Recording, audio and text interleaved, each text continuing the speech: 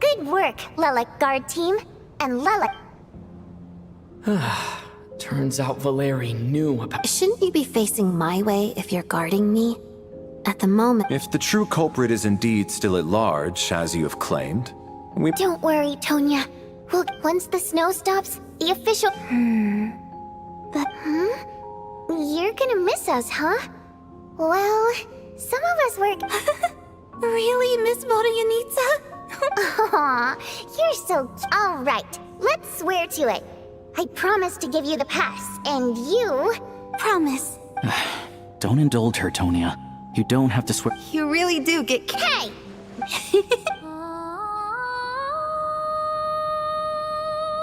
Don't be nervous, Miss White. Excuse? Oh, primary motive. well, it's just the emotions we convey through song take precedence. I'm impressed, Shram. I didn't take you for a man of culture, but you're clearly rather learned. It's not about being cultured or not. The thing is, this mode of expression can usually only be understood by... And yet, you're... It's really not the... Anyway, we... Oh, Hey, heavens! it's getting late. I suggest that we don't sleep in separate quarters tonight. It will be safer if we all stay together. as long as someone keeps an eye on Lelek, I'm quite sure we won't have any trouble. Are you saying that you wish to bet your life on Miss Odette being the killer? Nonsense. Of course not. Then I propose the following arrangement for tonight. The Traveler, Odette, and I will form the Night Watch. An excellent idea. This allows us to handle the night watch while also keeping an eye on Lelek. Meanwhile, the rule of taking shifts in pairs resolves the other issue. I expect that plan took you quite some time to come up with, didn't it? Actually, our field combat manual outlines a similar approach. Although the scenario there involves guarding prisoners overnight during field operations. That being said, I must clarify that I harbor no disrespect towards you personally, Miss Odette. In fact, Lelek's numerous covert operations make fine textbook examples for military agents. I care less about respect and more about the fact that you just robbed me of 2/3 of my sleep tonight. I'm calling dibs on being the first to rest. Good night.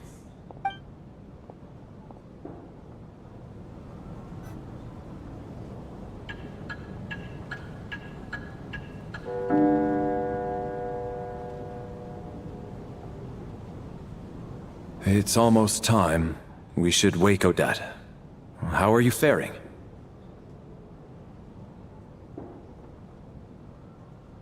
Oh, not going to argue with that. I'll take a quick nap, if you... It's finally time for Odette and I to share the night watch. I should wake her up.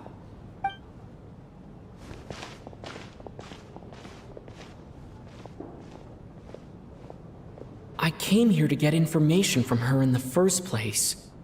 Maybe I should think about what questions I want to ask before she wakes up. How long are you gonna keep staring at me?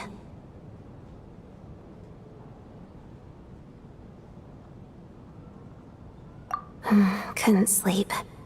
My mind's been running haywire. Plus, there's something I've been meaning to talk to you about. I had a hunch that you wanted a conversation, too. Let's take this chance to clear the air, shall we?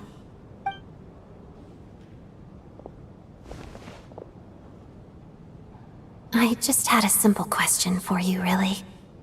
It's... Rosaline.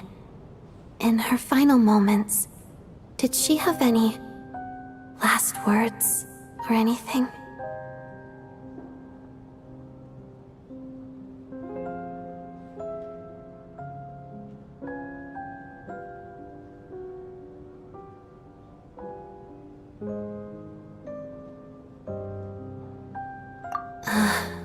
I see. Well, that was all. I have no other questions.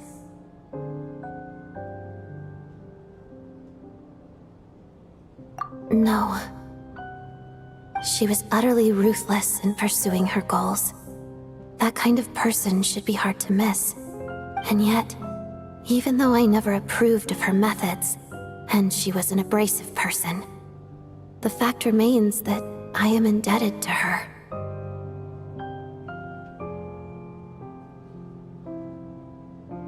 Oh, she told you. I guess that makes sense.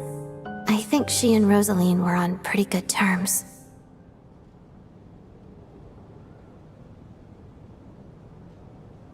Yes. Rosaline wasn't the kind to gossip about this sort of thing. Not that it's any huge secret to me, though. When I was a child, I had to join the Fatui for the sake of my mother and me. I trained under Rosaline. It was extremely grueling, and it didn't exactly come naturally to me. All I could do was try to ignore the biting cold and practice. I was a newcomer who'd managed to make a good first impression on a harbinger. There was pressure to live up to her expectations, to be worthy of the fair lady's reputation. Every day was a struggle against the cold, pain, and fatigue. And most nights, I struggled to fall asleep. After enduring all that, I've become almost immune to the sensation of pain. I suppose that was the cost of survival. Surely, any child who had to experience that would grow to hate her lot in life, don't you think? So, I put an equal amount of effort into my ballet. Because in my young mind, that was the only way to defy my fate. It was my way of telling her, the Fatui's demands and your expectations of me are not what I wish for. One day, I will leave. I think she probably blamed my poor performance in training on my passion for ballet. She knew my heart wasn't in it. One time, when I was secretly practicing a dance at night, she suddenly showed up. I knew she was there to catch me red-handed. I told her, "You don't deserve to watch the dance I learned from my mother." She looked stunned. I guess she was surprised that I lashed out first, before she had the chance. But strangely enough, on that occasion, she wasn't fierce with me like she was during training. Instead, she fell silent for a moment, and then left. After that, she never interfered with my dancing or asked me how it was going. She never came to watch me dance again either. Not even once.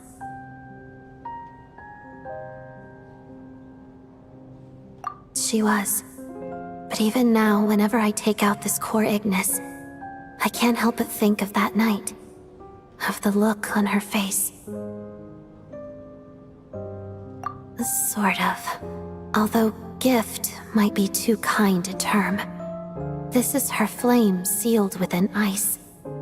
A symbol of her favor, yes, but also our way of keeping an eye on people. She knew the location of every piece of core Ignis. If any recipient started acting suspiciously, she'd be on to them immediately. Trust her to make even a mark of approval feel suffocating. So, when news of Rosaline's death reached Snezhnaya, many people immediately crushed their core Ignis. It gave them a profound sense of relief, like they'd broken free from her shackles. But I kept mine. With my sensitivity to pain being as dull as it is, the warmth from this core Ignis is one of the few things I can still feel clearly. I still wonder, did she really come to stop me that night? I wasn't sure, but I was scared, so I said some really awful things. I guess she didn't leave anything behind. Not that I expected her to. It's fine. It's just a bit of a shame that we couldn't settle our differences before the end.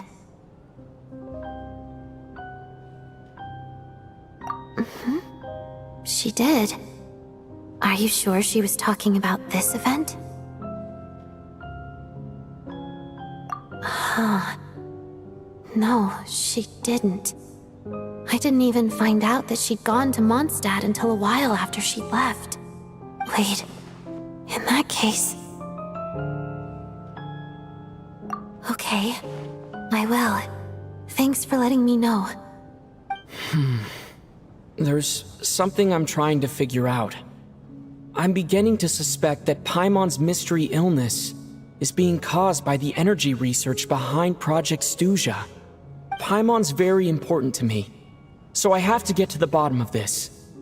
I figured that since you're Lelik, you might know something about all this. The ultimate goal of this energy experiment is to create a weapon for the final battle. The weapon's construction was completed in Nodcry. Now, all that remains is to arm it with a sufficiently powerful energy. Yes, the weapon's development and all the related experiments are overseen by Lord Piero, the Jester, and the lab is located deep within the Armory Palace. I'm not sure why this experiment would be making Paimon feel unwell, though. The best way to get to the bottom of it would be to go there in person. Once we get out of here, I'll help you apply for an entry permit.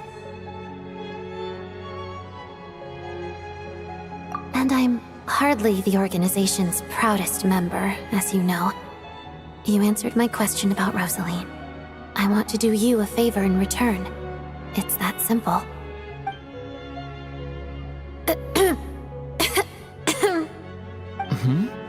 What's wrong? Are you not feeling well? You two seem to be hitting it off. I thought you were sleeping. Of course I was. In the military, one learns to fall asleep quickly, even in the most inhospitable environments. It's vital to staying alert and energized. Why? Even if he was awake, he can't have overheard us, right? Well, thank you both for keeping watch. Traveler, I'll take over for now. It's your turn to get some sleep. Sure.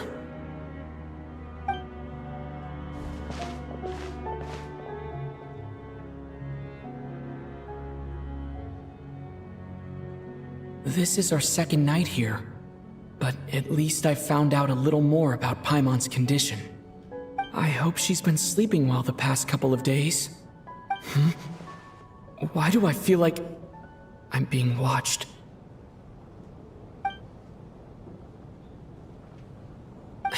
Seriously?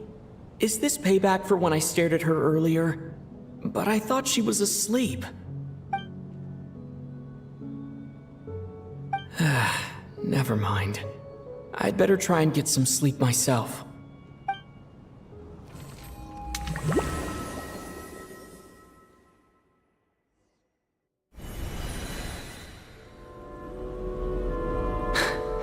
Hey, what are you spacing out for? Are you reaching your limit too? How long have we been walking for? Do you remember? Time's lost all meaning. Ever since we noticed that thing above our heads. What was it called again? A star key? Or key star? Anyway, the person who named it was swallowed by the black mist. Whatever it's called, ever since we noticed it, we've been walking up and up, hoping that as long as we reach it, we can find a way out of this place. But it seems like no matter how far we walk, we never get any closer. Well, we've come this far. You never know. Maybe we're almost there? Come on, enough moping. Let's go. The black mist is catching up.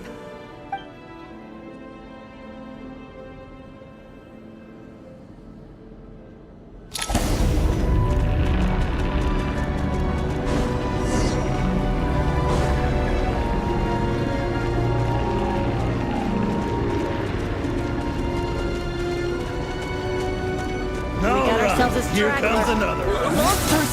Watch out! Not again! Fine. I've lost count of how many times we run into them. Be careful.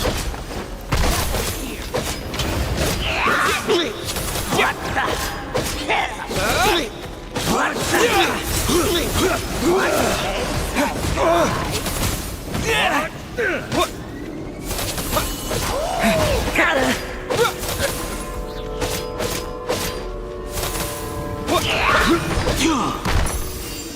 And cake!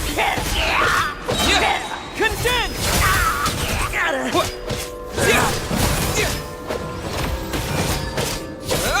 What?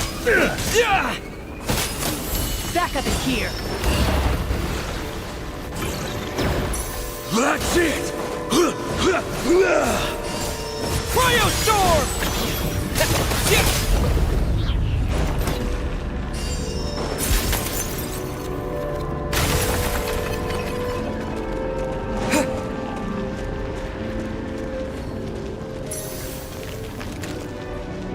Here they come again! Get ready! You wanna fight? Let's go!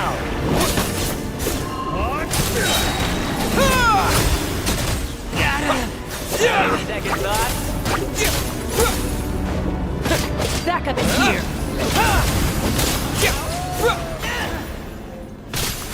What the?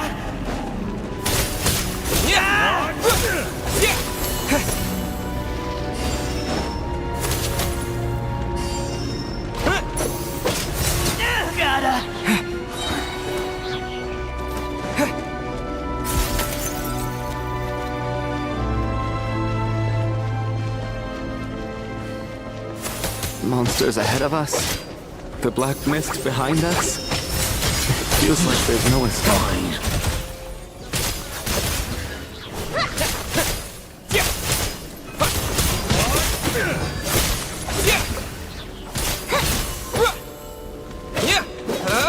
Backup is here.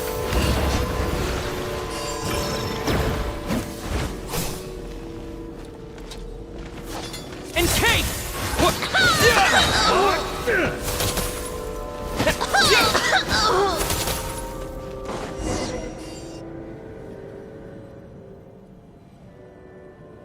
Are you hurt, Coolish? No, I'm fine. It's just... Suddenly I don't want to walk any further. I get you. In fact, I reached my limit a long time ago. Sometimes it feels like there's hope where there shouldn't be. Yeah. The hope that the star gives us is the only thing keeping us going. But I'm not sure it's real at all. It may just be a collective illusion. Otherwise, why would it always be out of reach?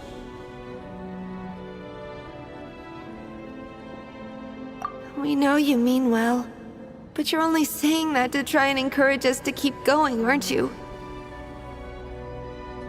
Thank you, friend. But enough is enough. Please don't give me any more false hope. Hope is poison in this place. You're going to continue, aren't you? I admire that. I've given up, but I wish you the best. May there come a day that you catch up to the star and leave this godforsaken place.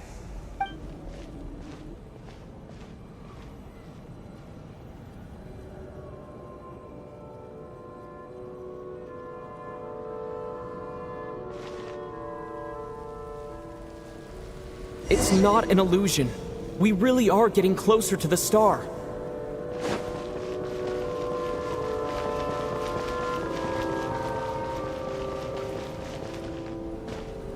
Congratulations.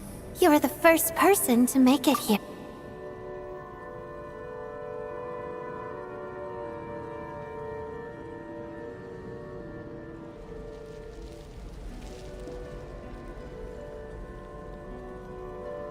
I'm the star's envoy. The black mist has stopped rising. Its hunger is satisfied for now, having devoured your two companions. This is a good opportunity. I'll let you get some rest before we continue.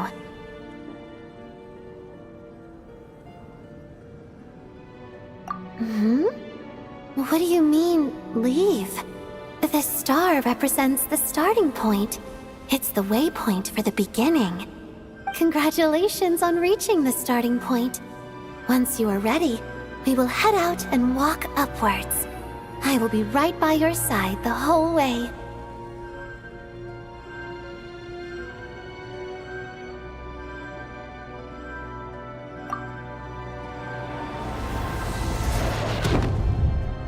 Huh?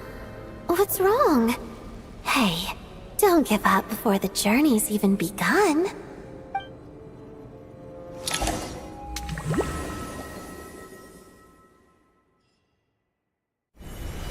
Rampana! Rampana! Is that Vodyanitsa? Coolish, wake up! Please wake up!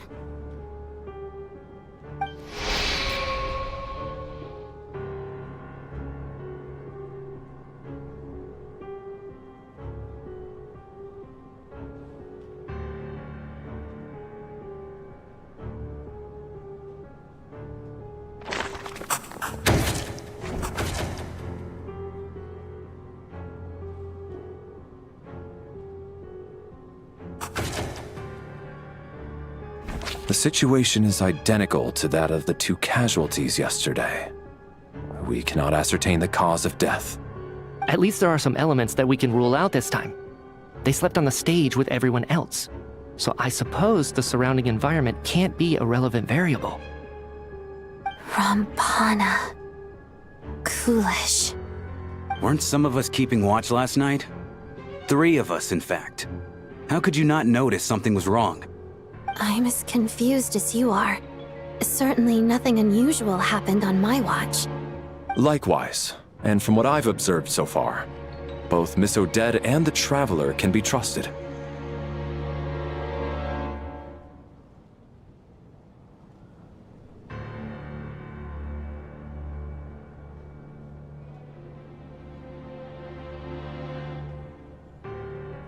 To be honest, I didn't get a wink of sleep last night. I couldn't help but think I was the target, so I just laid there with my eyes closed. I heard the Traveler and Lelik chatting, but otherwise I don't recall hearing any commotion during the night. Me too. I didn't want to wake everyone up, so I was concentrating hard, trying not to cough. I hardly slept at all. If anything had happened, I'm sure I would have noticed. Then, what could possibly be causing this? Once was bad enough. I can't believe it happened again. I worked closely with Rampana and Coolish for so long. I never imagined that one day they'd... And on the stage of all places... Vodyanitsa... 4 victims in just 2 days, and we still don't have a single lead. I need to get to the bottom of this as soon as possible. And above all, keep Tonya safe. I'd never be able to look Child in the eye again otherwise. Still snowing? Yes, I just checked. Still no sign of anyone outside either. So we only have ourselves to rely on. If you ask me, this killer can clearly strike whenever they please. The Night Watch was a useless endeavor from the start. Lelik must be an expert in poisoning. Clearly she used some poison that can't be detected on the corpse. Here we go again. Listen, I was already thinking to myself last night, was Lelik's reason for revealing her identity the real story? Well, now I have my answer. It most certainly was not. She's been playing us for fools. You get off on this, don't you? Revealing your identity, only to carry on with your killing spree? That's a hideous thought. One that only a hideous mind like yours could dream up. How dare you? That's enough! Yesterday, you named Lelik as a suspect because the victims were both wealthy merchants. Lelik might have had a motive then, but today's victims were just ordinary people. Not to mention that they were colleagues of Odette and mine. What reason would she have to murder them? Let me guess. Just to scare you? Who knows? Maybe you don't know her as well as you think. I implore you all to ask yourselves, How many people are there really in this world that have what it takes to kill another person? Not many, I'd wager. Lelik is well known to be a ruthless operator, and now she has revealed her identity. How could it be any more obvious? Everything you've said so far is still just conjecture, which doesn't constitute a concrete lead. You need to back up your claims with some evidence. How can you defend her, officer? What did she say to you while you were on night watch? Maybe I shouldn't be so surprised. You military types are always colluding with criminals to target the rich.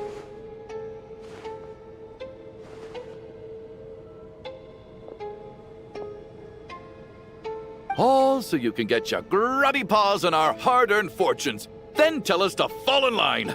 The Fatui, the Druzhna, and the Rokot. Thugs, the lot of you!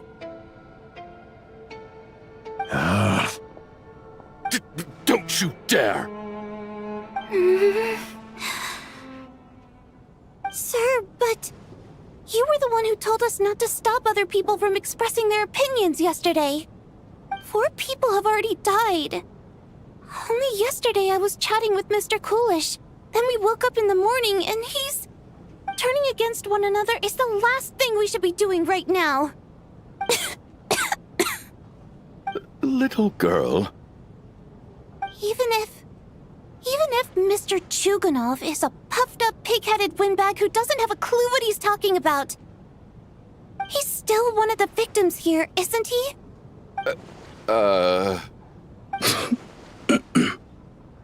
I had no intention of resorting to violence. But you're right, Miss Tonia. I ought not prevent him from speaking his mind. In any case, I believe Mr. Chuganov has calmed down a little now. We may resume our discussion. I don't think there's any need for that. What is there to discuss? Nothing about this situation is normal. Did you have an idea, Mitya? You're the brainiac here, right? Come on, clue us in. I've been mulling something over. All the leads we have so far concern things from outside the theater. Miss Odette's alter ego, the threats Mr. Chuganov received. But then there's the 2 double murder crime scenes themselves, which have given us absolutely nothing to go on whatsoever. That's highly unusual. Even with the most careful killers, there's always some evidence left behind. So what are you suggesting? I think this could be a supernatural event. It isn't characteristic of human-on-human homicide at all. Correct me if I'm wrong, but aren't you supposed to be a scientist? That doesn't sound like a conclusion someone like you is supposed to make. I got into scientific research because of my insatiable curiosity. But if the present situation defies all known scientific explanations, I don't mind shifting my curiosity toward the paranormal instead. Now that you mention it, I remember when I first came to the theater. I heard rumors about this place being haunted. Haunted? Yeah, I think I heard the same thing. But I mean, they're only rumors, right? We've worked here for years. Surely we would have noticed any spooky goings-on by now. Well, this has taken an unexpected turn. A haunted theater? If Paimon were here, she'd probably be hiding behind me in fear right now. Why don't we take this opportunity to look for clues again with a more open mind? Maybe a different perspective will help us see something different. Very well. Whether it's criminals or ghosts we're looking for, the same rules apply. Everyone needs to tread carefully. I'll move the bodies into the same room for now.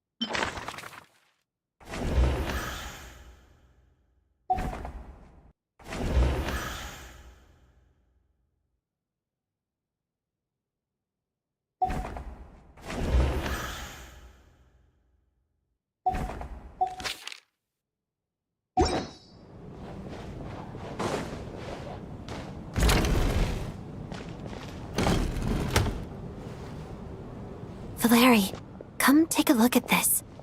You too, Traveler. Some sort of notebook. What? It's the on-duty logbook for the theater. Coolish was the main person to use it.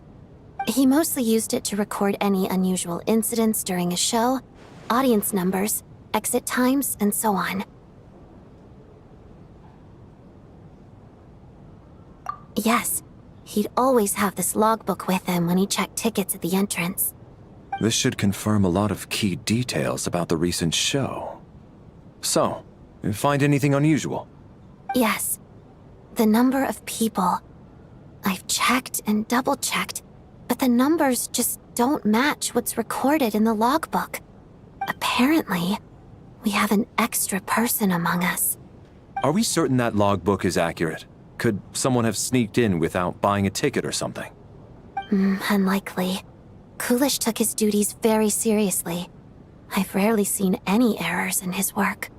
Not to mention that this was a dress rehearsal, meaning smaller audience numbers and tighter ticket restrictions than usual.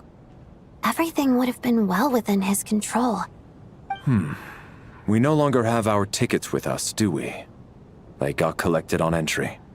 I assume there's no way we can check them again. Unfortunately not. The theater recycles tickets. Once people are in the door, they don't tend to leave until the show ends, so we collect the tickets at the point of entry.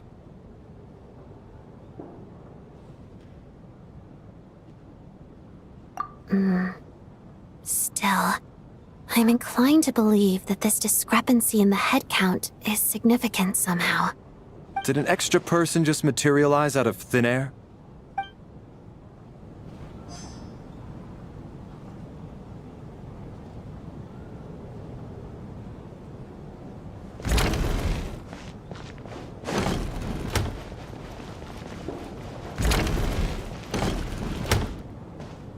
Tonya, did you find anything?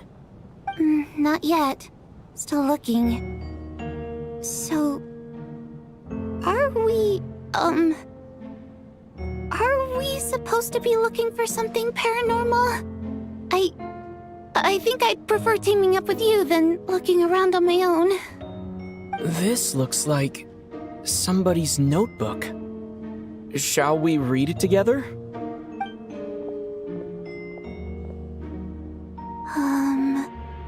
Well, it doesn't look scary or anything, so I guess it should be fine. All right, let's read it together.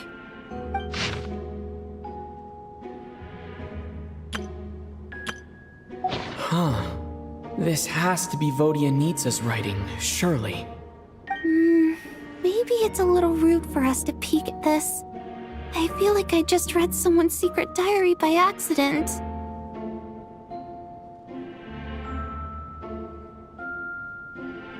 It sounds like she's writing this for her parents, right? I don't understand. Why put this stuff in a notebook instead of mailing it in a letter?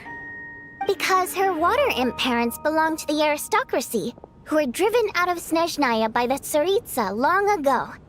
And now they live somewhere new, where the postman can't get to. We're sorry! It's fine. My fault for not storing it properly. I can't leave things lying around and expect them to get ignored when everyone's scouring the place for clues. All right, give me my notebook back. I'll take over the investigation in this room.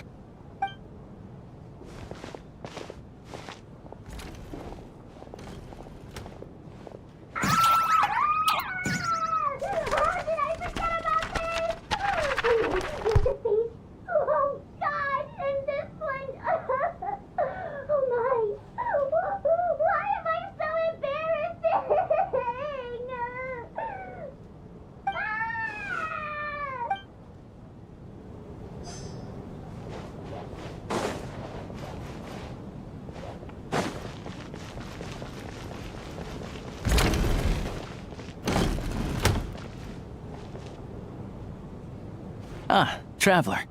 Since you're here, come take a look at this. Alosha found it. We're both curious to hear your perspective. It appears to be an investigation report. And the focus of the investigation...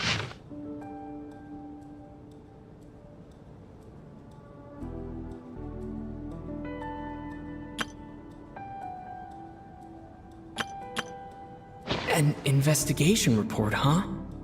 Looks quite old. This person's name looks to be of Sumeru origin to me. Was the investigator from Sumeru? The theater manager must have hired an investigator once specifically to look into this issue. But it doesn't look like anyone ever looked at the report. Presumably, the manager wanted to know if the supposed haunting was dangerous, while also being fearful of word getting out in case it affected the theater's business. Anyway, the bottom line is, the haunting is actually real after all. It's caused by an obstruction in the ley lines. Is there any chance this is the key to finally making some progress with the murder cases? Ley line problems are pretty unexceptional to me by this point. And while it certainly offers an explanation for the ghosts, it's hard to imagine what connection it could have to these two murder cases. Some of the language that appears at the very end of the report caught my eye. Angel civilization, ley line renovation? My area of research doesn't touch on any of that, so it's completely outside of my wheelhouse. Huh? A piece of paper just fell out from the report. It landed right by your feet.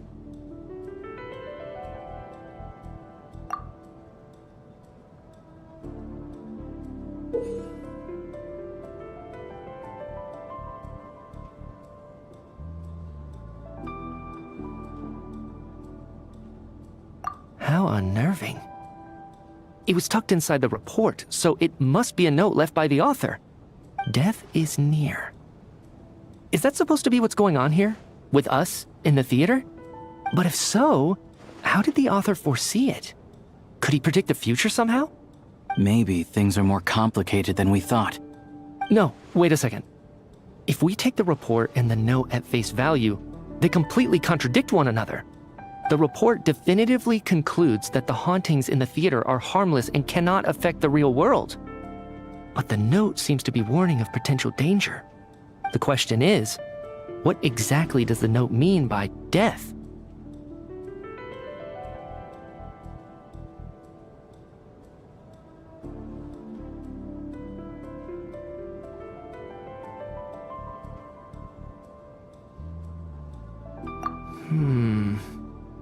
The various ways we could interpret this keyword lead in completely different directions. Let's pause our analysis here for now. I think we need more information.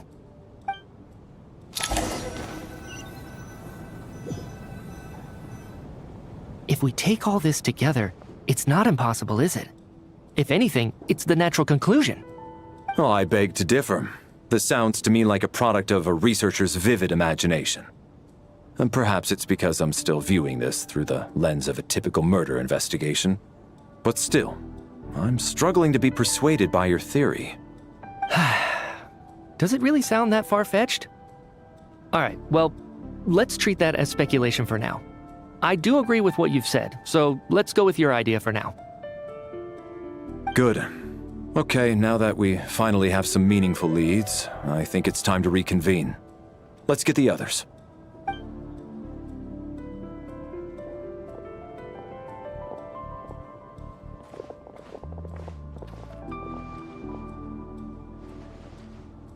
So, that's about everything we've discovered so far. I'll share my theory first. Based on what we've learned from the logbook, I believe the extra person among us is most likely the killer. If the killer had simply bought a ticket, it would have greatly increased the risk of their identity being exposed. I expect he or she... Call this together, it's not impossible, is it? If anything, it's the natural conclusion. Call this together, it's not impossible, is it? If anything, it's the natural conclusion. Oh, I beg to differ. This sounds to me like a product of a researcher's vivid imagination. And perhaps it's because I'm still